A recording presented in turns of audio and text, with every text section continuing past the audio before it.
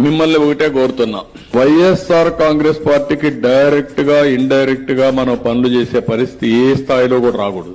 ఇది ఇంప్లిమెంటేషన్ చేసేటప్పుడు మాత్రం కులం గాని, మతం గాని, ప్రాంతం గాని, రాజకీయాలు గాని, పార్టీలు గాని ఇవేవి కూడా చూడొద్దండి. అర్హత ఉన్న ప్రతి ఒక్కరికి ఇది చేరాలి. మనకు ఓటు వేయని వాళ్ళకు కూడా మనం మంచి చేయాలి. వాళ్ళకు అర్హత ఉంటే వాళ్ళకు అందాలి. మనం చేసిన మంచిని చూసి రేపొద్దున వాళ్లే మళ్లీ మనకు ఓటేసే పరిస్థితులు మనం క్రియేట్ చేసుకోవాలి. ఎన్నికలు అయ్యేదాకే రాజకీయాలు, ఎన్నికలు అయిపోయిన తర్వాత అందరూ మన వాళ్ళే.